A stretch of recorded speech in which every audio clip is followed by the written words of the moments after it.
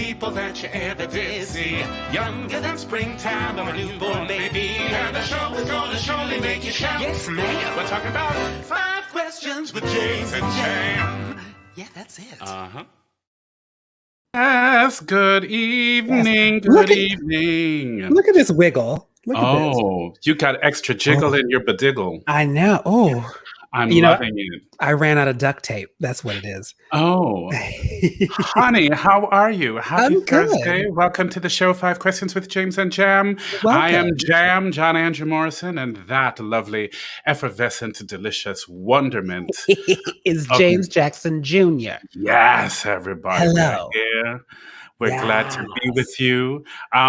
Those of you who have been with us before, you know we need a check-in. So roll call. Say, roll call, present. Let us know you're here. Tom is doing a new thing where he did this, I think last week or week before last. He is walking the dog around the park next door, but watching on YouTube. Because he's been sitting on a computer all day next door. So he's like, I'm not going to get on a computer just to watch you. So I will walk the dog and have it on my phone. Well, you tell him he doesn't need to stay out there in the cold. He can. I haven't been outside all day. I don't know if it's cold, but oh my God, we have lovely people. Tom Lorio is watching from the park with a dog. Yes. Christine Shep-Strong is here. Kevin Maroney. Hi, Kevin Maroney. Kevin used to work at Baltimore Center Stage when I did Marley there, which was a show that got me back into acting. Amanda Andrews Hammond. That's my friend Mama. We went to college together. I'm loving these women with 3 names. And before you came to the backstage, we were playing a game with Molly Hager because you know she's a married Sadie married lady now. And it's Molly Hager Hartley. And so I was like, right, isn't it great? Hartley. Like Meredith Baxter Birney. Molly Hager Hi, I'm Molly Hager Hartley. And so we're like Molly Hager Hartley as Philippa. And she would give us the look. So maybe we'll play that game. Did you say Meredith Baxter Birney? Yes, I did. I have, it's terrible, but I have a journal of, there's 35 journals in here, but I have a section of one of them that's all potential drag queen names and the explanations behind them. And one of them is Meredith Baxter Gurney, where she is dressed as all 80s TV moms. But she's also got a surgical theme to her, and she might have a scalpel with you. There's Japanime Bullock, which is doing all Tina Turner choreography, but in full kabuki. There's a whole situation, and it's in a journal that I have to actually just keep private because it's terrible. Oh no, it's brilliant, and I'm going to come and find it and steal it and publish it on the internet. How was your week? Make lots of money. My week was, still a shit show of horrors, but fine. I'm looking for an apartment, which is always just a disaster in New York City. Yeah. So it's a disaster in New Jersey too. We're only lightly looking. We're not an emergency looking. That's We're just we went to go see a place last weekend and we were like, oh, that's what's out there. There are things. The Panama Block. Alex DeSeuss is here. Alex DeSeuss is here. Alex DeSeuss. Alex DeSeuss. Alex DeSeuss. Fellow Bostonian, by the way. Yes, I did Once on This Island with her at the Speakeasy Stage Company when we were both in college. But I did not know that. What year was that? Because I think I was off in college. That was 19... And, if it was between the years of 1993 and 1997, I was in Western Massachusetts with Amanda Andrews Hammond. Okay. It was during, I think it was during that time. And I got probably one of the worst reviews of my entire life in that show. Who did you play? Remember it. I was Agwe. Obviously. God of Water. God of Water. Yeah. And they hated me. I would love your Agwe. I always wanted to be anyone but who I got to play. I did it up at the Hanger Theater in Ithaca, and And it was a lovely production. It was totally one. Jakina Calicango was in it, and that's where I first learned how to say the name Jakina Calicango. And she was our T Moon. Oh, and fantastic. I thought I was going to be a shoo-in for Papa Gay, spelled differently, but still. I did not get the part. I was cast as Tauntaun, the father, but I loved it, and it was fun, but it was just not the part that I thought I was going to end up getting. And see, this is why Alex DeSouza is my friend for life. You see what she says? Your agua was awesome. Thank you. I'm sure it was. If there's some footage back somewhere. I mean, there is footage. Yeah, I'm not showing it right now. Well, I'll show you my journal if you show me your footage. So everybody, we have a fabulous, scintillating, wonderful gift today. Before we the full circle, Amanda Andrews was in the Once on This Island. I directed in college my senior year, and she was Asaka. So, what? Bam! Yeah, look at all this Once on This Island. This is why we tell the story, children. We tell the story. But the fabulous, the scintillating, the glorious, wonderful Molly Hager is a special guest, and we can't wait to talk with her. I'm excited. She we have both been like, so every week we do our sort of like research. We have our little show meeting. We do our research. Was Alex Asaka also? Yes, I guess. This is awesome. Oh my God. I love this. This is amazing. I love all of this. If there's a Tauntaun watching, let me know. But chances are nobody else is Tauntaun. And if this is your first time tuning in, let us know you're here. Yeah. Make a comment on Facebook or YouTube, and then we will show you some love and throw your comments up. And this is your show just as much as it is our show, but it's our show. It's therapy for all. It really is. I am coming to you live from the couch I have lain on all day. Fantastic. I had one of those days. But you know what? I feel I almost asked you to send me the footage of your jumpsuit reveal because, honey, that was everything. I will post that. I was having fun with I'm doing this thing in Provincetown this summer. Yeah. And I thought I would make the clothing that I'm wearing for the show. And I made myself a jumpsuit. I figured I want to learn how to make a jumpsuit, so I just learned how to make one, and I made one the other day, and I just posted it somewhere on like all the things. But I'll post it on here. It was fantastic. Yay! Thank you. Fantastic. Or you know what? Send me a link to it, maybe in the private chat backstage, and maybe I'll throw it up. Corey Tutt, my favorite person in Vermont right now. Alex DeSouza. It's on my my actual Facebook page. I'll post it like through here after. So everyone, we have a special treat today. Yes, because our segment, our next segment is usually 3 minutes, but we announced that the fabulous, scintillating, glorious, wonderful Molly Hager is here. Right, she's going to be. We're very excited. Molly Hager. So it's Molly Hager's show, and we have to give her more adjectives: scintillating, talented, glorious, sultry. I'm stuck on S words. She's smart, effervescent. She does a really great Britney Spears impersonation. Oh, I don't know that about her. Oh, it's good. Okay. It's good. I can't even do it, but it's so good. Okay. Well, we're not going to delay anymore. Christopher Chu, jumpsuit trailer was awesome. The jumpsuit trailer was everything. I mean, it was everything. It was good. It was good. So we are throwing the 3 minutes. We're passing the minute. We're coming up with some segment names. I don't know.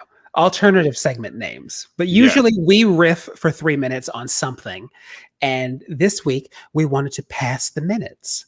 So we're passing them to the fantastic, the scintillating, the glorious, The effervescent. I feel like Effervescent is your word. Of late, right? But Yeah. I need to just come up with some adjectives so I don't repeat, because I can't give the both of them the same adjective, even though they're birthday twins. That's what it is. They are birthday twins. There's a lot of duality happening tonight. So that's what it is. All right. So 3 minutes, and I'm going to bring in the fantastic, the wonderful, the glorious Miss L. Morgan Lee. Hello. Dewey. I too stand the beautiful, dewy, talented. I also put lovely Molly Hager, but it only gives me 50 characters, so I had to take it away. I'm going to send a sternly worded email to StreamYard. Yes, right now. I need a paragraph when I'm talking about Molly Hager. Right. Don't short Hey, trick L. me. Morgan. Hello, hello, hello. How are you? So I think, James, do you have a timer? Oh, I do. Oh. Okay. Well, we're not starting yet. He asked you. It takes me a minute to pull it up. I got to find things in here. I never remember my password. I speak pretty fast, so even the 3 minutes I might finish before you even get there. Well, no, you're doing a very special thing that I think everyone should hear about. Yes. So 3 minutes to L. Morgan Lee. And L. Morgan Lee, have you started the 3 minutes? I will start when L. Morgan starts speaking about the thing that she wants to share with everyone. L. Morgan, tell us about the thing that you want to share with everyone. Ready, set, go. Okay. So last summer there was a streaming reading series that was happening that was mostly used as a fundraiser, and I was asked to send in some. The artistic director reached out to me and asked if I wanted to send in some suggestions for plays that I wanted to be a part of and like roles that I might want to do, so that he could choose one of them and plug them into the system. So, which was very cool. So the play that I ended up sort of landing on was The Women, and the more that I dug into the play itself, the more I was like, I don't think this is the project that we should actually be doing, because the end of this play is not really helping the image of how women are seen. This woman spends 2 years pining after this man who cheated on her, only to basically chase him into with the only like goal as just getting back her husband so she can be a married woman again. She's like, I'm going to screw over the mistress so I can have my husband back who cheated on me, which is not the statement that we need to make right now. So I would, was it like 1930s? When was it? It was the 30s. And so this was the view of women sort of at that point. So I brought on Raja Feather Kelly to direct the reading. And Raja has been really great about sort of saying, El Morgan, is this what you really want to do? Is this what you want to do? What do you actually want? What do you actually want? So long story short, it ended up not working out for that particular reading series, but Raja has a vision series happening. He was chosen to be one of the visionaries for this series at Ars Nova happening right now. And he asked me to bring this piece in. We got 7 writers, and there are basically 8 vignettes total in this evening called The Women 2021, which is happening next Thursday at 6 p.m. It's a stream, it's a reading, it's a like step one of a concept of a play. And basically it's just sort of cast also. Yeah, I mean, it's like what happens when you get all your first choices. And I was like, folks, this is actually what diversity can look like in a cast. I mean, there's every kind of diversity you can think of kind of present in this bunch. So it's basically, we got these writers who both Raja and I respect. And this is basically a conversation about the views of women, how women are seen, how women see each other, what are societal expectations of women. And I keep saying that it's sort of like the Color Museum format, where it's just vignettes, basically. And each writer is, if we were at a conference room table having a chat, each vignette is that writer's sort of words for the evening.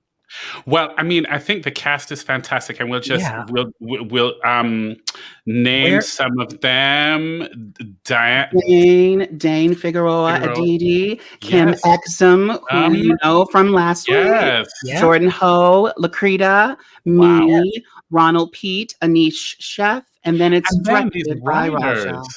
And then these who are the writers are incredible. Kirsten Childs, Dane Figueroa Aditi wrote a piece as well. Janetta Lavinia Grace, Kristen Toy Johnson. Wow. I wrote a piece in it. Bianca Lee, Carmen LeBeau, and Nia Witherspoon. So it's important also to say that everyone involved, clearly, there are people who are women, there are people who are not women involved. And I thought that for the writers, it was very necessary to have the views of non-binary people as well. So there is one non-binary writer in the mix who was assigned female at birth. So in some ways has to directly deal with expectations of what it means to be women, even though they are not a woman whatsoever. So I thought it was like a really lovely nuance to bring to the conversation. This is amazing. And that piece is fantastic. Well, I mean, everybody. Where can people watch this? Out, and this is it's coming on next Thursday. Next Thursday at 6:00. You can go to arsnovanyc.com and you sign up. They have had sort of a streaming situation going on through a bunch of the past couple months anyway. If you pay, it's great because if you pay $10, you can just see the women. But if you pay $15, you can see all of the programming that they put together. So it's like, it's worth the $15 to just sort of get a gist of the entire series they've been working on. Some of the other visionaries have been really great as well. Okay, well, so one more time. This is the women. The women. And we'll post this also to our Facebook and our Instagram, so you can find it there. Everybody needs to watch this. I can't wait. There's a lot of me, so I hope that people don't get sick of me in the evening. That's my favorite place to be. Like, she's all over the piece. Is there a lot of you, as in you're all together? Because let's sell tickets then. If that's I'm down. Right. I can't wait. It sounds amazing. She's in the all together. The fact that these things are happening right now, it's just wonderful because we don't have to be in the same room and we can still create such wonderful things. Yeah. We're seeing things in this more intimate light. Yeah. This seems so far away and so impersonal, but what is actually like very personal about it, it's very intimate. Mm-hmm. It's like, it's not just because we're like, oh, that's what's on her wall, or oh, that's the vase he had. It's not about that. It's just, this is an intimate medium. And I love that these people who may be used to being on the stage and doing something so grand have to just be in here and kind of still give us the thing. And it makes it so enticing, all of it that I've seen. So I'm super excited for this. Every single theater actor has become a phenomenal film and TV actor. Right? I'm thinking about just filming The African Queen next weekend, just for no reason. I'm playing both parts. I think you should. This whole thing this is all, I mean, I just keep saying this is all a testament to Raja. Raja's just pushing me. Because he had said during A Strange Loop, he mentioned, he was like, I want to work with you at some point. And so I was like, well, I'm going to keep that in mind. So when they asked me who I wanted to bring in, I was like, well, I want to bring in Raja. And truth be told, the very first thing that I presented to them was the piano lesson. Because I was like, oh, I'd love to play with Bernice. I think that'd be an interesting thing to start with. And then Raja was like, you could do this, but like Bernice is barely on the piece. So if the whole purpose of this is to help to like get you centered in a project, why would you pick such an ensemble piece? Which I think is hilarious because really the women is also, this piece is also very much an ensemble piece. It's just, I'm just there a lot. Well, as you should be, which is good. Which is the whole purpose of the experiment of what we were trying to do here. So I just love it because also the subject, for instance, of gender is like not even in there is one piece, there's one vignette that is about gender, and it's actually written, it's one vignette that is written specifically about being trans, that is written by one of the trans playwrights. And that piece is, I mean, it's breathtaking. That one's in particular is by Dame Figueroa Aditi. That's a name that y'all need to hear and know. Yay. Okay. Well, we're going to bring you back probably a little later in the show. And so at this point in time, I think what we will do is do our little intro packet for the beautiful, dewy, talented, gorgeous, scintillating, wonderful, magnificent Miss Molly Hager. And so we'll say goodbye for now, El Morgan. Thank you so much. And then we'll see you in a little bit. Ladies and gentlemen, get ready for Miss Molly Hager.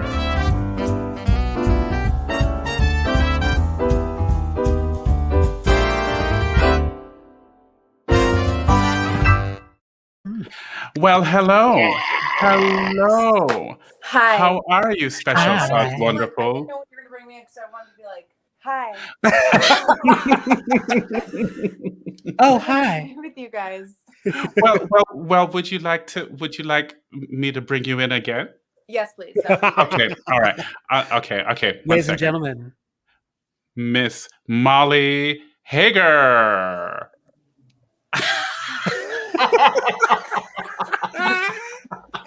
oh my God, I love it.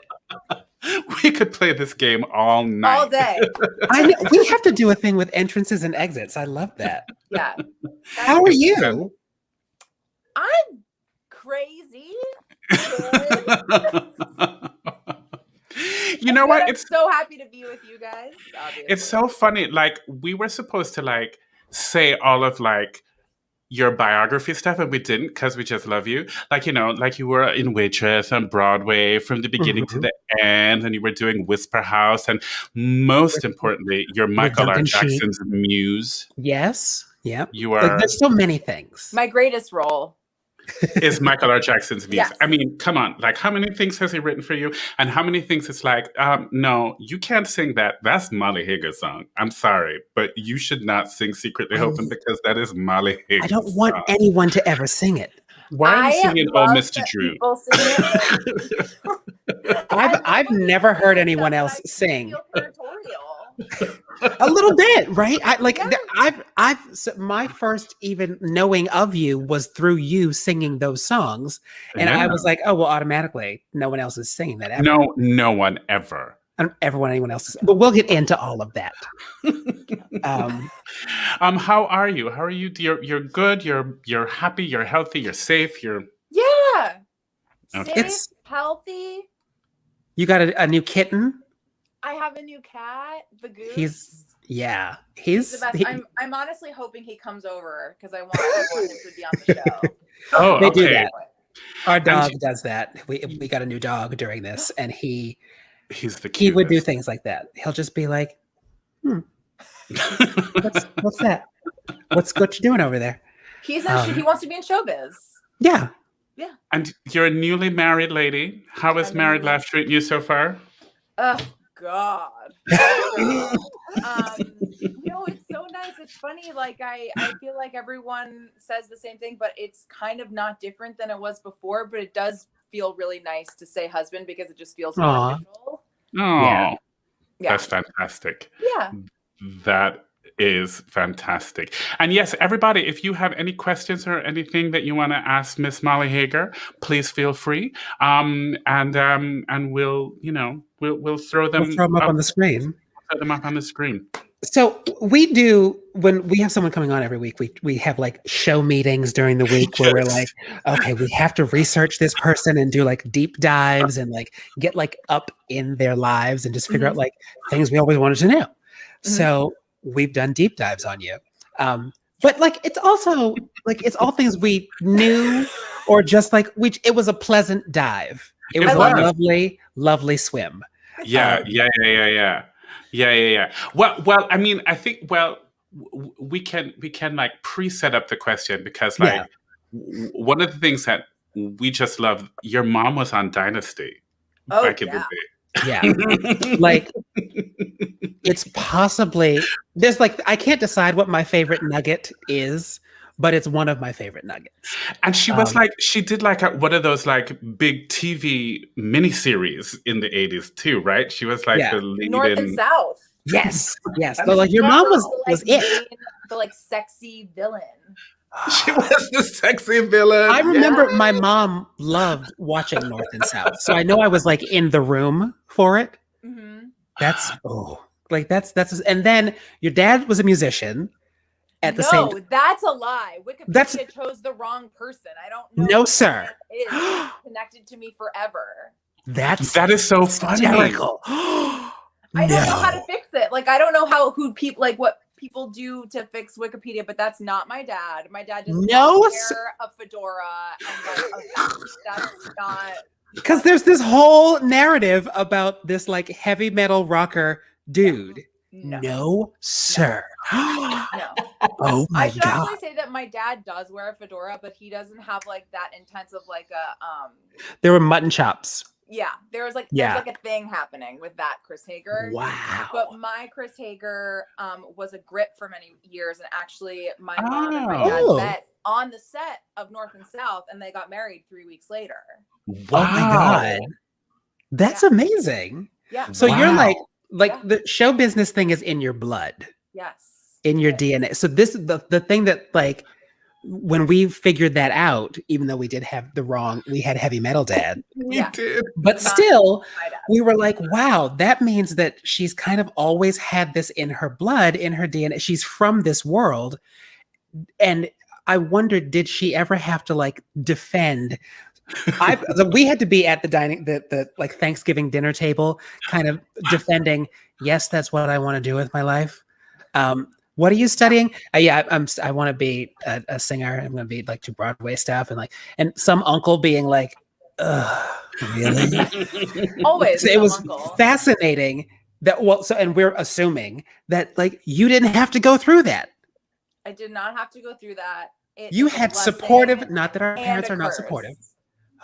No, so supportive. They've always been so supportive. I'm so blessed in that regard. But I grew up not really thinking that there was anything else. Like there was no option. I was like, well, of course. Like I'm gonna be an actor too.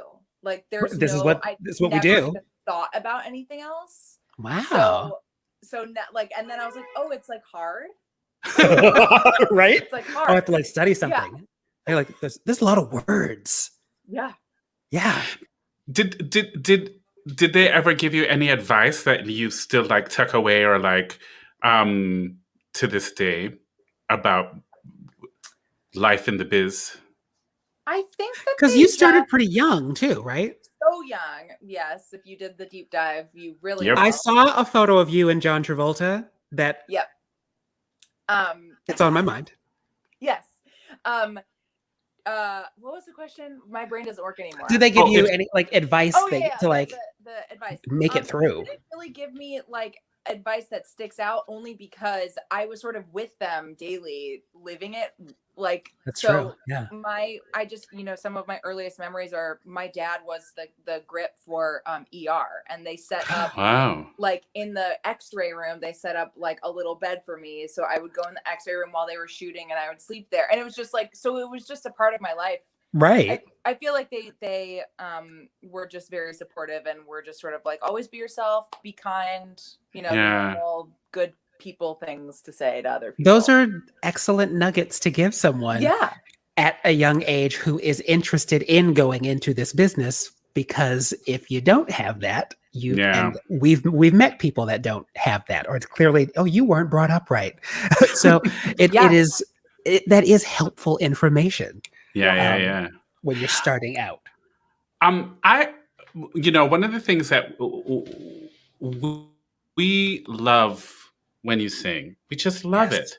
And so like being someone who grew up in the arts and when did you know that you had a voice? When did you know that you could when do you like do I'm what you sing. do?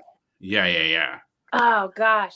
Well, I have two memories. One of them is I remember at 3 years old finding a tape recorder and recording myself singing Madonna's Lucky Star over and over again, because I was like, I sound like Madonna, and like listening back and be like, I don't sound like Madonna, but I felt like I did, and that's all that matters. Yeah. And then my mom also actually has a beautiful voice. She has stage fright when it comes to singing though, but I remember when I was younger, she was taking voice lessons, and she had to do like a recital, and she sang Wind Beneath My Wings. And I remember walking, like she was in the middle of singing. I was probably 3 or 4, and I like walked up to the stage to hold her hand, being like, "Oh no, I can do this too. Like I should be singing this with you. We practiced in the car together. This is obviously. as well." Is this where I come in? This is where I come in. This is you are the weird, like fully part of it.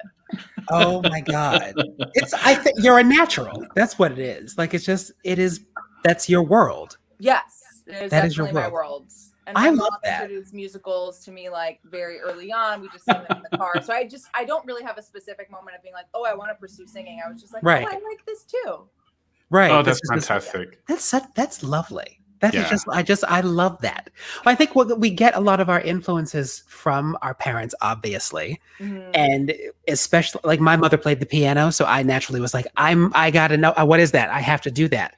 So that was my entry into the thing. And you hold on to that. And there was no question about whatever it is I'm going to do, fine. But I'm always going to have that thing that I've just been doing since I was born because she did that.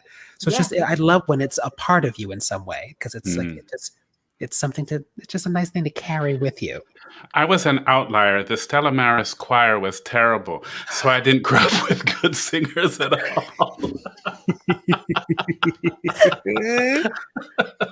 But there has to be. Because you're such an amazing singer. I know. The Stella Maris choir was not, they were all sharp and all, But you were able to figure that out, I think. Yeah, so like the whole congregation would go like this. And let me just say that I think you would be an incredible Ogway as someone who played Team Moon in Yes.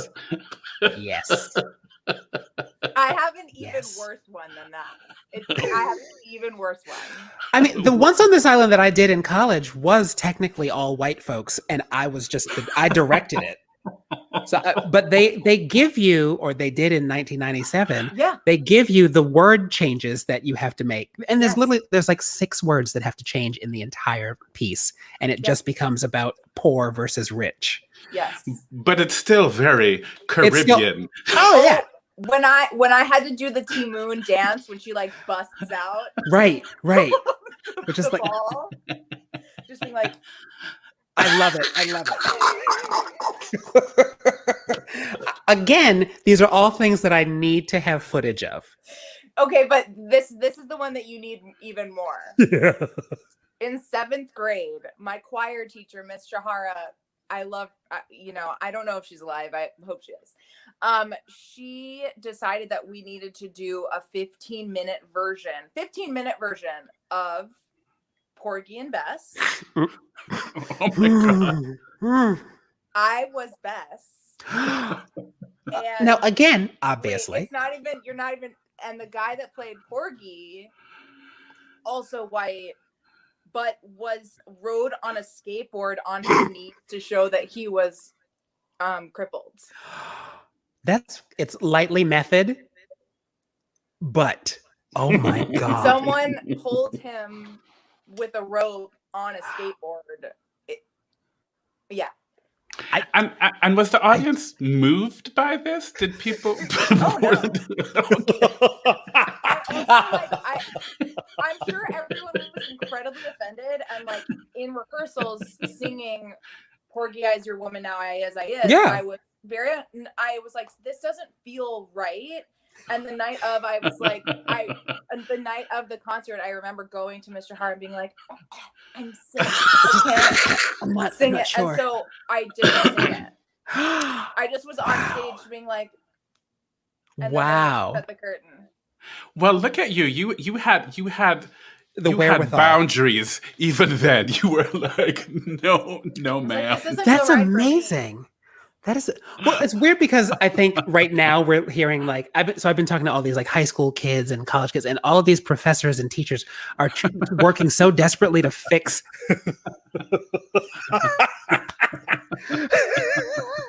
They're working so desperately to fix like curriculums and fix situations like that, but they don't know what to do. Yeah. Like, so I see why these things have happened.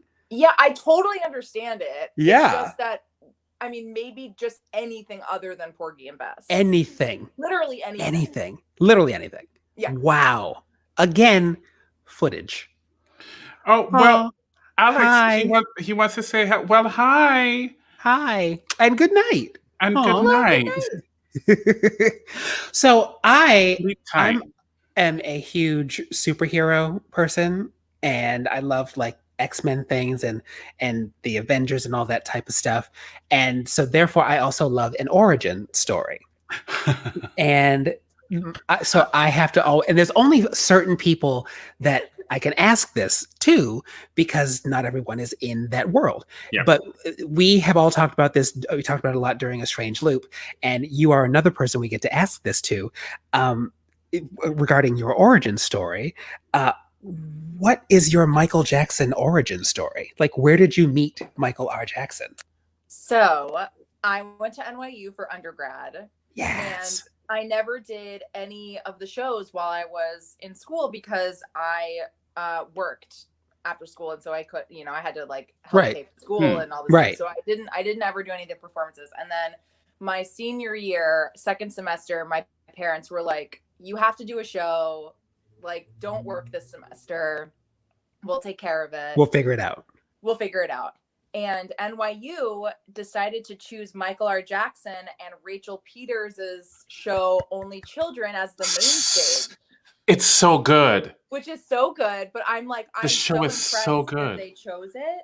So they chose it, and that's how I met Michael. I auditioned for it, and I remember I wanted to be in the show so badly, but the thing about the show Only Children is that everyone in it had to be nude. There was like nudity. Oh.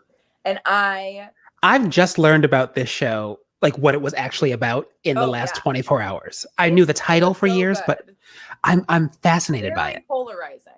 Wow. Yeah. But, I mean, Michael R. Jackson. Yeah. It's Michael R. Jackson. but I had to be nude, and I was so upset about it. And then I finally had to be like, you know what? I can't do it. So I have to tell them that I won't do nudity. And I knew that was not going to get me the part, and I got it anyway. And it was like the best thing that's ever happened to me still is realizing I got that. And I got to play opposite my best friend, who is 3-time Tony nominee Brandon Uranowitz. Yes. I'm also hearing that literally everybody was in this. Everyone. Sam Pinkleton, Shayna Taub, John Early. Like Ali Stroker, Ali, Nick Walker. Yeah. Like it was nuts, the people who were in that show. And for the people who are watching, Only Children is Michael R. Jackson and Rachel Peters' adaptation of Spring Awakening. Yeah. And it's set in the Mall of America. It's brilliant. It's a brilliant show. And it needs to come back. And I have the cast recording. I possess the cast recording. You see what we're building here is actually some sort of high level secret private viewing you guys are really next session. Level. Right? There's so much footage that I need to see. There's cast albums I need to hear. Well, I don't have footage. I just have the cast, the original cast recording. I will sit in a dark room and listen. I'm not proud. Oh.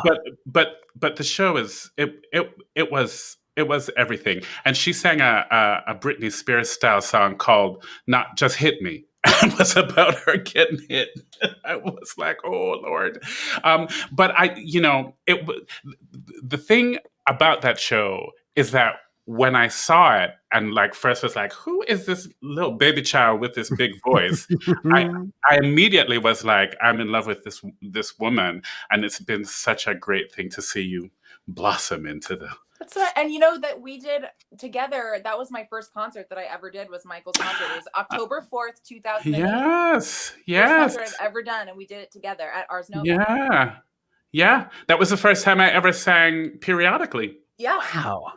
Yeah. See, so I was telling Jam yesterday that, like, because you want to hear everybody's where did you meet Michael Jackson story? Like, how does that work? Yeah.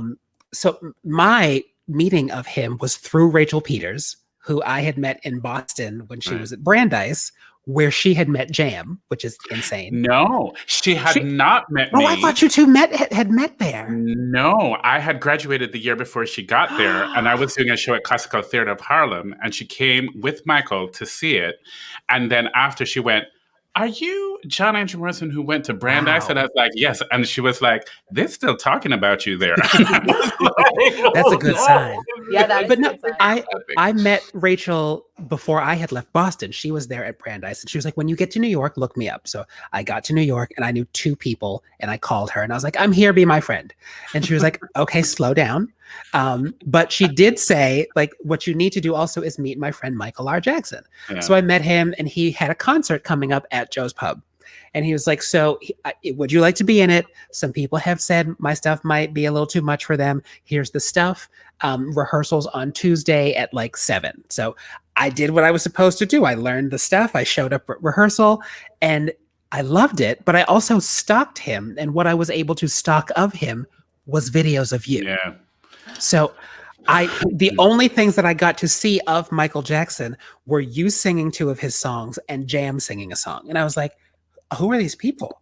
Who are I can't. This is not a circle I can walk into. Oh, please. No. And I was just singing like some oohs and ahs in the background of Memory Song because someone had dropped out. And I was like, I don't think I can actually be a part of this because these people, look at them. They're amazing. And I right then and there was like, no one else is ever singing any of these songs again because these are who these songs are for. So it's just the world is that small. It really is. So small. It is. Wait, can I just ask, because like I feel like your NYU, like who was at NYU while you were there? Because you were there at a crazy time. Like I feel like Elise and like was it Alex Brightman there? Like I mean, it was like a crazy. It was like I also had an interesting thing where I was sort of a part of 2 classes at Cap 21 because my sophomore year I tore my ACL like the second week of school. So I just took off the whole year and used my like AP credits to graduate on time, but then joined the class below me. Okay. 3 years over the span of 4. Right. So I had Elise, Ali Stroker, Alex Brightman, Sam Pinkleton, Joe Lampert. I'm like, wow, that's awesome. I mean, it's like a stupid amount of like talent who's just like running around like Broadway and theater right now that was in all those came classes. out of the same place. Yeah. That's nuts. Okay. Well, we got to ask you because it was a show that you made your Broadway debut on. But you opened it and you closed it. You know, you were with Waitress from the beginning to the end. Yeah. So what did Waitress mean to you? Like you're literally a part of the legacy of that show, you know.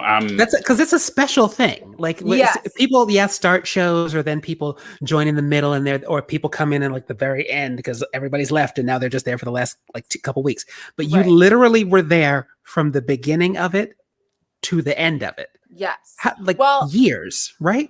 It was 4 years. Wow. But I did take off 3 months to do a show in San Francisco. Oh, all right. But it was or maybe it was 2 months, but yeah, I was with it the whole time. I mean, it's like a legacy. It meant so much to me for so many reasons. I mean, it obviously was my Broadway debut, and it feels different being able to like say that I've been on Broadway now. It was just such a great cast of so many incredible people. I mean, I don't really know. It was such a great experience for so many reasons. Do you get to take I feel like there would be this sense of obviously pride, and obviously like you have like it's an ownership around it. 100% like, ownership. But I will say that it does feel strange because there's this sense of ownership and like, this is my show and I've been with it the whole time. But then the other part of you is like, but everyone else is moving on. Like, should I also be moving on and trying to like, there's that sort of underbelly of it as well. It's that actor doubt thing. Yeah, where it's like, oh gosh, like maybe this is it for me because I'm just here. You know? Right. Oh my gosh, grass is always greener, isn't it? Right. Well, we were talking about that yesterday. I had yesterday we were talking, and I had a morning where I woke up and I was like, "Has anybody seen my career?" I know I had it when I went to sleep, and then I woke up and like, did it fall behind the bed? Like Where is it? Right. Where is it? And this was also, I was doing this thing with the high school kids, and I had to write a bio for it. And I'm writing words in the bio like Pulitzer Prize at Obie went, but through it all, I'm thinking, where's my career? Like it's over. It's over. I haven't heard from my agent. Life is terrible. Obie Award winner. Like it was every time. Every time. It also feels really crazy to like sometimes like read my bio because obviously you try to like pad it with things and make it sound as good as you can, but at the same time you're like, well, this actually is true. I'm not lying about it. You're like, I don't feel as good as my bio.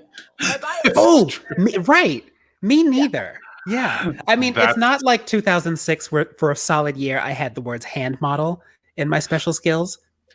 And then I got called on it. I'm sorry. I just felt that I had very nice hands, and I literally Can I tell you something?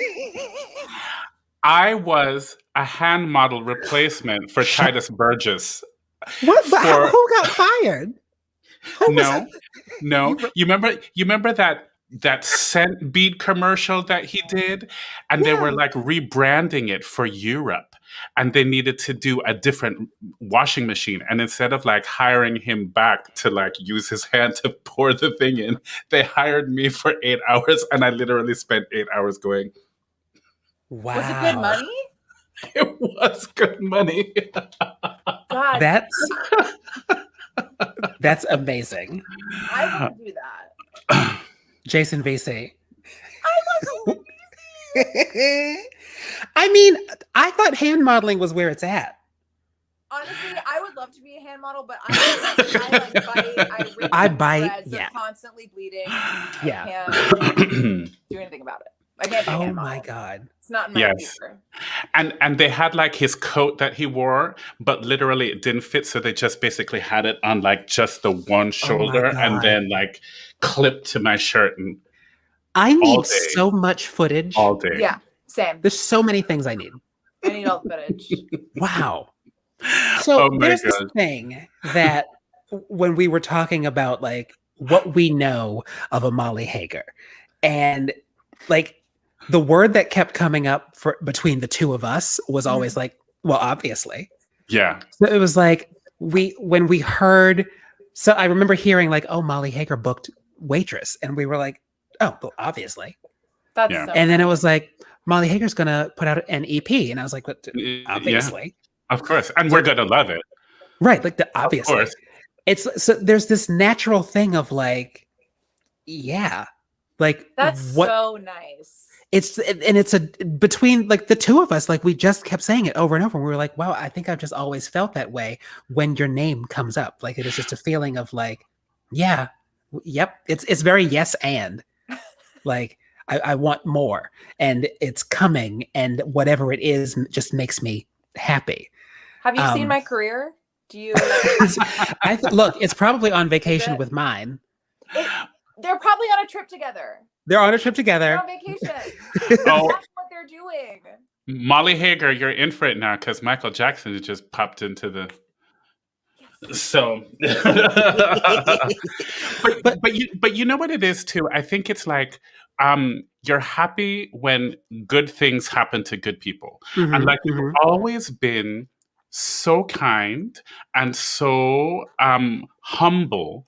But then you have this immense talent, but like you never lead with this immense talent. You lead with a graciousness that is lovely, and so like the human comes first. Yeah, the human comes first, and I'm like, and you have like I guess like it's a, I don't know. There's an aura and an aesthetic about you that I love. Right? We're just like, give it to her. Yeah. But it is the truth. But it's like, was there a moment, because it seems like, I don't know when for me, I see these videos. I hear about a Michael Jackson, and I'm like, oh, well, who is he? And I'm supposed to learn this song, and let me see his music. And I see videos of you, and I'm like, who is she? She's great. Like this is amazing. Is there or was there a moment for you where you like said, this is the career that I want. This is the type of collaborator I want to be. These are the things that I want to manifest, and here they are. I wanted to stupidly ask, like, what's your secret? But that's the dumbest question ever. But it seems like there's this shift in you between like, there's a point where like you show up, and then there's a point where you're like, no, this is what I'm doing.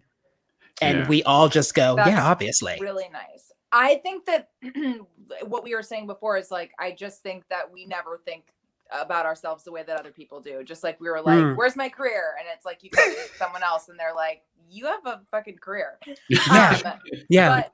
But I think that I've just been really lucky to be able, like, especially with someone like Michael R. Jackson, like collaborate with someone whose work is so good that I'm like, there is no way I can fuck this up. So I have to really show up and like do this. There's no other option.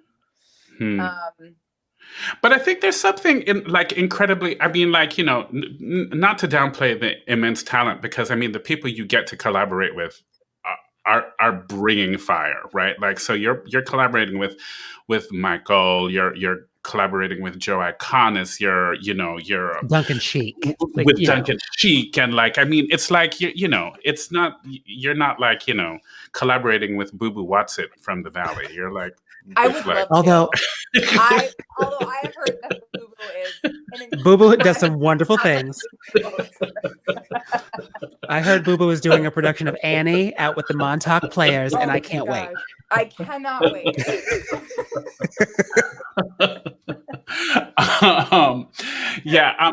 Well, you know what? And then like one of the things that we just both loved was your wedding photos like made me cry, because it was like it was so perfect, and like James was saying, obviously it was the middle of a pandemic, and I'm trolling all of the social media because where's my career?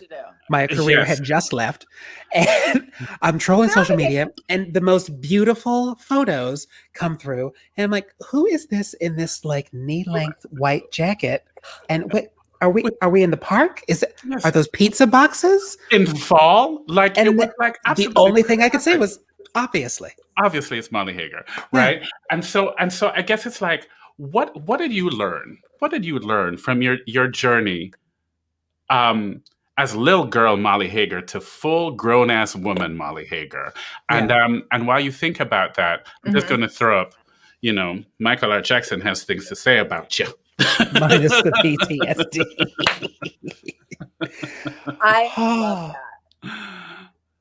It's like that. Yeah. So, anything you learned on your journey to grown ass woman Molly Hager from little girl Molly Hager? Gosh, honestly, like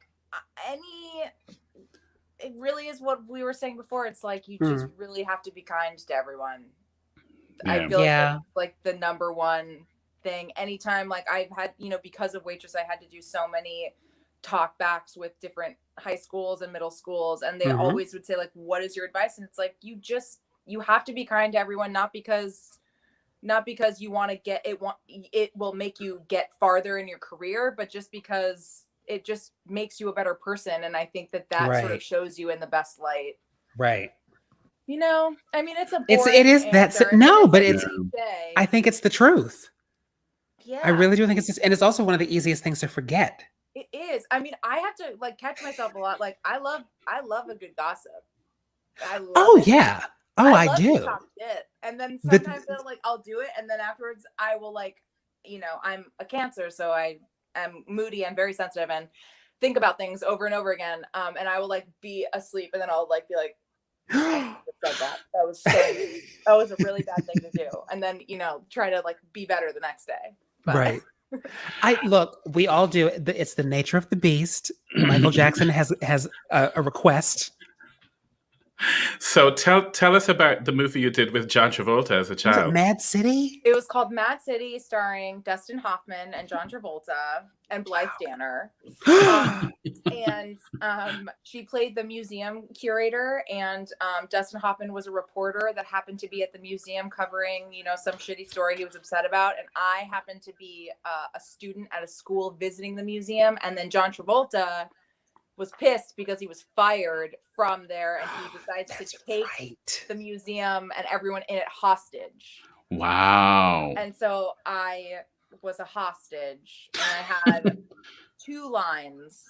One of them was like, John Travolta was like, he was like a bad guy with a gun, but he was also like, but I'm actually a good guy. Come on, kids, what do you want? Here's a like a food dispenser, like what do you want? And I was like, I don't know. And then he said, what's the magic word? And I was like, open sesame. And he's like, yeah. And that was it. Why am I not writing things down that I need footage Open for? sesame is important. And then another one was, I don't think that it ended up being in the movie, but it was like us watching the news, and I go, that's my mom next to the van. The other one. And Blythe Danner was your mom? Blythe Danner played the museum curator. Oh, okay. She was there. She was very upset. She was like, I'm sorry, John Travolta, I fired you because we had to downsize. And he was, took us He all was not hostage. having it.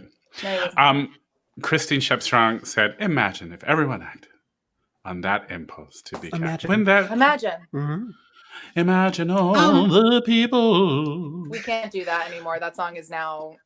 It's been like kicked in the throat. You can't. Literally. Why? What happened? Because remember when all the stars like sang it at the beginning? Oh, of the right. pandemic? Yeah. Like that's from true. their mansions. Yeah. From them. That's like, true. look at all the people who are still here serving me my tea and making my bed and keeping my hot tub running. And we were just like, can I have money and food? Can I please have money? Right. I can't even afford like anything, but your mansion looks lovely, Jayla. It does. It really looks nice. It looks so good. So good. Who or what are your who is your biggest inspiration? My God, my biggest inspiration. I guess my mom. Huh. Yeah. Mm-hmm. Yeah. I mean, that feels about right. I honestly like it's also such a sort of Pollyanna answer, but I really feel like I think if it's the truth, it's the truth. Different inspiration every day from different people. And yeah, like my mom definitely inspired me growing up, but as I've gotten older, it's been the people that you collaborate with, and you guys are very collaboration is key. So cool. Yeah, collaboration is really key. That's another Michael R. Jackson thing of you get to decide what kind of collaborator you want to be. Yeah. And I think that is no truer words have ever been spoken. Yay. Did you like your mom's a good singer? Have you ever gotten to sing with her? No, like as an adult. Stage fright. Yeah, when it comes to no, okay. Wouldn't do it, but I will say that she used to play the piano and she sold it for one reason or another as I got older. And for Christmas this year, I bought her a piano, like an electronic piano to play, and she's been like relearning how to play it, and she's saying that she's starting to sing again, which is exciting. Wow. Oh, that's I love fantastic. that. Yeah, I love it. You have a songwriting bug in you, right? Like. Yeah. That's like where does that come from? I don't know. And also I don't like the songs that I write. I don't know if anyone does. Yeah. Yeah. Like, I think that's you're a human being then. Weirdly sound like kind of country, which I definitely grew up on some country music, but I'm like, I want to sing like cool, like indie rock music. It just doesn't come naturally. I'm just like singing like all these like weird like yodely things, and it just like happens. Well, look, I love them. Well, I'm glad. I've started to write some music, and it's the most terrifying and vulnerable thing I've ever it's terrifying. Yeah, I think it really is. If it wasn't terrifying, we would be not doing this. Like, I think some aspect of what we do must be terrifying, and we must in some way get a kind of a thrill out of it. Yes. Because we wouldn't still be here. Tape something with your Oh. I like that. That's nice. Yeah, maybe. So technically, those are our 5 questions. Even though we asked you 87. We asked you 87, but we have a framework of 5. See, and they're not even that hard. They're I was really scared. Because no one knows what they're getting into. And we're just going to ask things. We've been researching you. We did a deep dive. We have Excel spreadsheets. We've been doing things like, watch this clip, do this. Yes, but they're the not mind that hard. map on Molly Hager was deep. But what we do to balance that out, we have these 5 kind of serious questions, and then we play a quick game of utter nonsense. These 5 just rapid fire questions that we call our quick 5. Okay. Quick 5. So they're literally just the first thing that comes to your mind. There is no correct answer. Oh God. It is whatever you think is. Yes, okay. Technically, some of them do have a full-blown correct answer, but it is up to you. It goes so horribly for all of us. But it is what the first. Then that's exactly right. Yeah. Let's see. Am I red or are you red? I'm red. I am red. So wait, I start? Yeah, you start. Yes. Okay. It's going well already. Are you ready? Yeah. They're so easy, I promise. Okay. The first thing that comes to your mind. Number 1. Toni Collette returns to Broadway in what musical? Flora the Red Menace. Oh, okay. I would say that. And you're like, thanks, Jason Veazey. Number 2. Audra McDonald dream role in anything. Dreamgirls. Oh, as okay. Who? As who? As Effie? Effie. As Effie. Mm-hmm. Yep. I'm down. Number 3. Mandy Patinkin. Yes, no, or maybe. Yes. Yes. Okay. Your cell phone goes off during a Patti LuPone performance. Where do you hide? I just throw the phone back. That's a good one. That's very good. No one will know. That is excellent. Oh, I love that. So the 5th one is usually utter nonsense, but based on fact. So at the 2005 Tony Awards, Broadway royalty Cherry Jones was presented with a Tony Award for Best Leading Actress in a Play. The award was presented by Melrose Place actress Marcia Cross and TV veteran Alan Alda. Who was Cherry Jones' date that evening? Oh.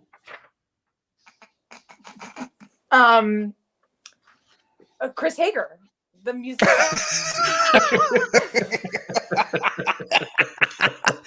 That is not correct. It was Sarah Paulson. Oh. Yeah, Sarah Paulson, because they were a couple back then.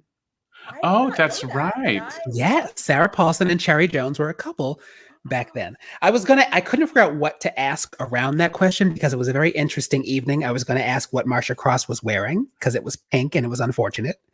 I was going to ask who was sitting behind Cherry Jones because it was James Earl Jones.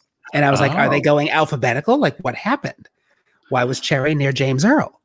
Why was Cherry named James Earl? Right. There's a lot of interesting things happening, but I thought I would go with who was Cherry Jones' guest that evening. And it was her girlfriend, Sarah Paulson. It was a very good question. Thank you. Thank you. Michael R. Jackson wants to see this impression. Oh, yes. So I did say this to Jam earlier. I was like, she does a mean Britney Spears impersonation, and I would love. I will do an impression, but for Michael, she did have a brief stint on How I Met Your Mother, where she played, I believe, a secretary. I didn't know that. Neil Patrick Harris asks her some question, and she goes, "Can we have sex and then go shopping?"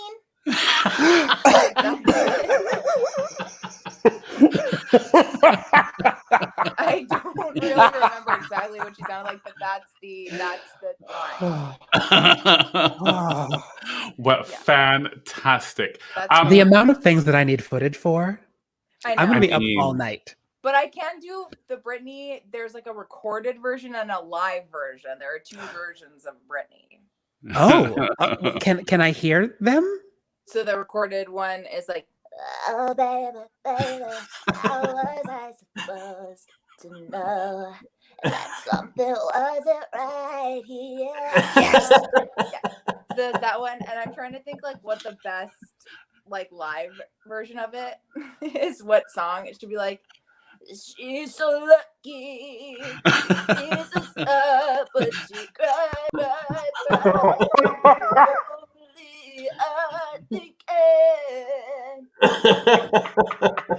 What's the Star Search song that she sang? Was it like Love Can Build a Bridge or something? I don't remember, but I know exactly the clip that you're talking. It's like her like doing her vibrato. Yeah. Or, like, Everything is shaking on her. On her. Yeah. Oh my. Oh, that's so good. That is so good. The weight. It's the weight when she's live. It is. There's so much weight. Right. It's like it's thick and heavy. And Michael R. Jackson is screaming. Oh my gosh. This has been lovely. I don't know that, you know, I've ever had. I think we're going to flip it because I think we want to bring El Morgan in back in for guest advice. So why don't we have your song clip now for the audience? And I picked the Memphis Thunder, so I hope that's okay. Oh yeah. Tell us about the Memphis Thunder. Yeah. Memphis Thunder is a collab between me and Ian Kagi, who's an incredible musician that I actually met through Joey Connis. He plays a lot for him. And it's just the 2 of us hanging out and writing music. And he also like used to work at and still does. He's a sound engineer, so he works at recording studios. And so like we always got the opportunity to go in and lay something down, which is great. That's fantastic. And this one, did you write during the pandemic? We did write this for a contest, and I don't remember what it was for. It's just my brain doesn't work anymore. It's okay. It was for a contest, and the prompt was write something about the pandemic, and so we did, and we won. I love it. And you won. Well, here's the winning song from Molly Hager and the Memphis Thunder, y'all. Enjoy. Comment, dance along. I can't wait. Great. No end is near, live in fear that the best days are behind. Try to run, try to cook, try to do better than just survive with the same old life 1,000,000 times when I don't know when I'll see you again. Can't go out, can't be touched, can't be bothered to slow down. Wanna scream, wanna cry, wanna break something, but if I try, would I feel alive or just be stuck 'cause I don't have you? 6 feet away within view, nothing between us, but still we stand apart. The story of a broken heart. The story of a broken heart. The story of a broken heart.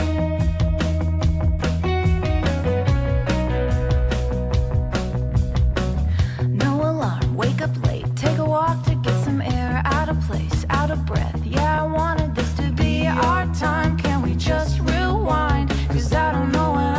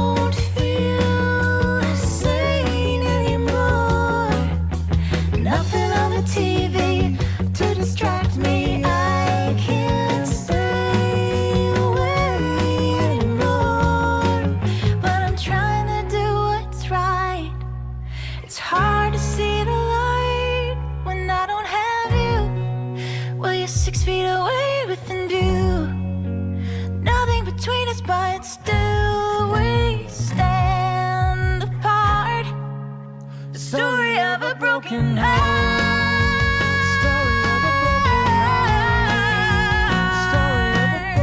Nothing between us but still we stand apart. The story of a broken heart. The story of a broken heart. The story of a broken heart. The story of a broken heart. Still we stand apart. The story of a broken heart. Ah, hurrah! Yes, yes. That's my new favorite song. I love that. It's El Morgan. El Morgan, always with the receipts. The queen of receipts. I don't know how it moves so quickly, but you can't sleep on El Morgan. You can't do it. Where can people find that song? Like, is that like downloadable anywhere? They can't really. Do I have to illegally rip that off of like a YouTube? I'll send it to you. Okay. It's on YouTube. I love it. Maybe it's definitely on my Instagram at least. Okay. I'll send it to you. Okay. I absolutely love it. All right. So Molly, these are your @, right? Yes. So everyone go follow her. You can follow Molly on Instagram at Hager Molly, on Twitter at Yes Molly Hager. And you have one for your Molly and the Memphis Thunder too. There's an Instagram for that, right? There's it's at Molly and the Memphis. Okay. Yeah. So these are her @. It's fabulous. And remember, El Morgan has something coming up next week. Yes. You should go and check Everybody tune out. Go to arsnovanyc.com. I can't wait. Yes, that's going to be fantastic. Yeah. And wait, Vinny Mussolino. Vinny Mussolino. Vinny's here. Vinny Mussolino. We like Vinny Mussolino. Oh my God. So this we're at our thing. I don't want it to be over. Okay. Well, we usually end with this thing. We end with a thing called One Wish. Which is something that we all wish for our folks. The rationale is because genies give people 3 wishes, and I hate genies. Okay. So we each get 1 wish. Jam, do you have 1 wish for? I don't want to start first today. I don't. Okay, because I didn't think of a one wish today. Okay. Do you want me to go? Sure. Do you have one already? Yeah. I'm not less gas. Vinny's was less gas, apparently. No, mine is if you do have a morning where you wake up and you just can't seem to find your career, it's okay. Yeah. He'll be back. Yeah. And just accept that. Nice. So I want people to accept the fact that what you think might be, gone isn't. That's your it's wish. still there. Yeah. Okay. Accept it, that it's coming back to you. Okay. I like that. Acceptance. Yeah. Yes. Don't judge your career in a global pandemic. Right. That's ridiculous. It is utterly ridiculous to do that. And I need to remember that I know how to make a jumpsuit. I don't need to have a career. A fierce jumpsuit. I need one, by the way. I'm commissioned. Right. I'm working on. I'm working on. I got to make like 2 more to perfect some things, but I'm ready for that to start. Yeah. Yeah. No, it was fierce. It was fierce. El Morgan, do you have a wish for everybody today? Well, my wish is that everyone gets a ticket for the Women Next Week on April the 8th at 6 p.m. That's my wish this week. That is a Tune valid in wish. and understand that it is a peek into a rehearsal. It is the first step. So this is the start of the development. All right. Well, I think I'm going to let Molly get the last one. I think my wish is that along the same lines of acceptance, to just surrender to the process. Let it unfold. It's going to unfold the way it needs to unfold, not the way we want it to unfold. So surrender to the process and let it unfold. Take your hands off just a little bit and let Take it your hands do off what the it's wheel gonna do. and drive with your knee. I love that. Yeah. Drive with your knee and finish that sandwich. Terrible. What about you, Molly? Do you have a one wish for folks for this coming For week? all of us? Is it I need to be all of us? Like the four of us. Well, it's up to you. It's up to the four the of us, world, or for us, the 6 people watching. Okay, well, my wish for the 4 of us is that we are all on Broadway with Michael R. Jackson shows in 2022. Oh, amen. Oh, yes, from your mouth. And Yeah. then I'm down. I'm down. My selfish wish is I would like my pre-pandemic body back. Oh dear God! I accidentally put my left thigh into a pair of skinny jeans last week. I thought I had. Oh, I really thought someone had broken into my house. It did not go well. I have never appreciated it more. I'm so glad I can sew now. You make me a jumpsuit. Yes, I know about elastic waistbands. I know how to cut those bitches out. Oh, seams are meant to breathe. I think Christina, drive with your knee and finish that sandwich. Put that on a pillow. We have to get some merch. You know what? Don't think I wasn't looking into it. I found me a print to order company. We're coming out with merch. You wait. Okay. We're gonna do some mugs. We're gonna do some t-shirts with. I'm in. I'm so in. I'm so down. So we should tell folks to come watch us next week, right? Oh, right. Yes, but here's the thing about next week that is very exciting. Do you still want a drum roll? Hold on. Oh, yes. Our special guest. I'm out of jelly beans before we announce our special. So the drum roll is usually I run my finger through a bowl of jelly beans because I have class. So El Morgan, thank you. Ooh. Drum roll. All right.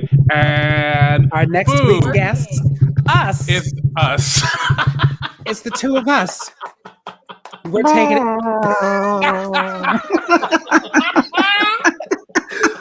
We're taking it back to our roots because this whole thing started with just phone conversations between the 2 of us. So we want to do a check-in and how have we been doing? What's going on? Yeah. There's some new games that we've been coming up with that we want to play, and we're going to try them out on each other. Yeah. And we have some new things to talk about. And just come and hang out and hang out. We need a bunch of questions from folks. We'll answer anything. Yes. Because I don't think we're going to do a theme, but we'll answer.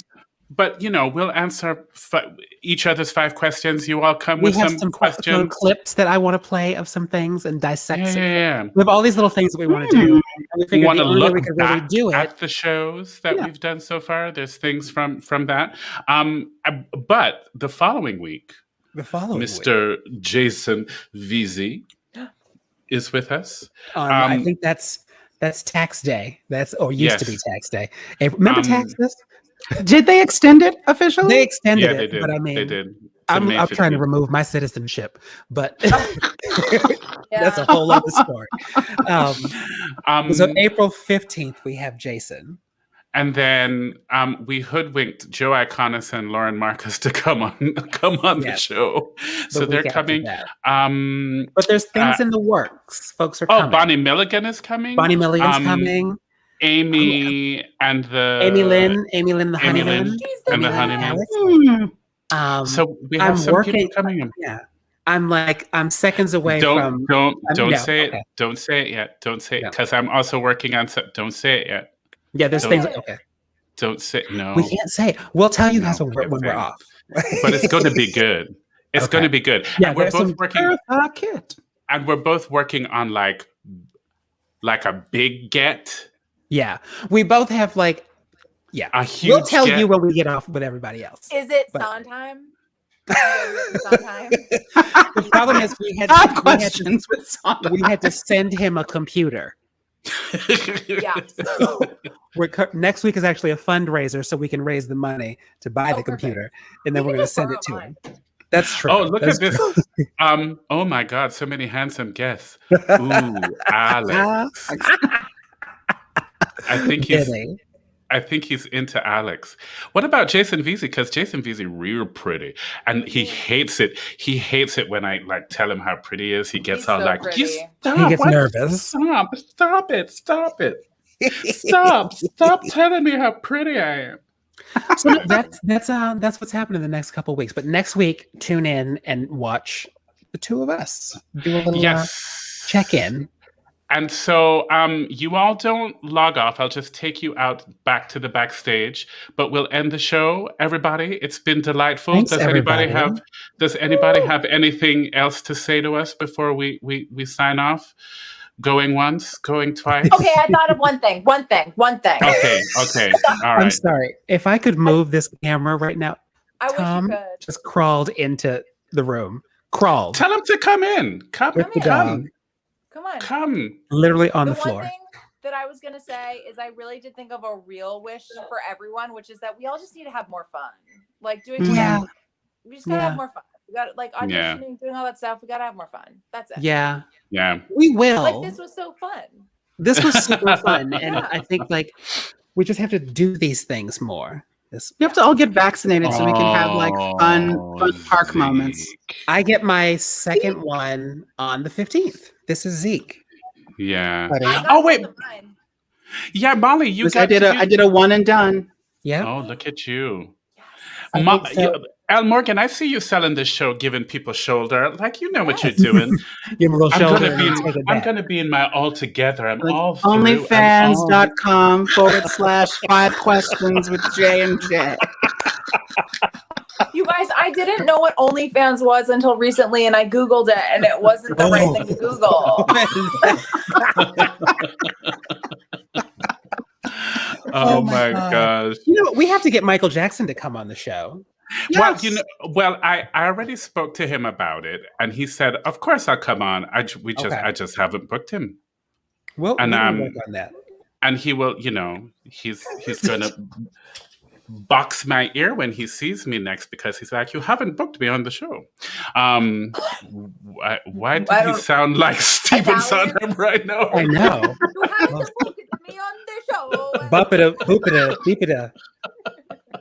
That's my impression of Michael R. Jackson speaking. I know. All of a sudden, your Michael R. Jackson is Italian. Oh, well. Okay. We love you all. Yes. Come back and see us next week, everybody. Yes. I'll be here. Have a good night. Y'all stay on. We'll do a proper goodbye. All right. Okay. Bye, everyone. Bye.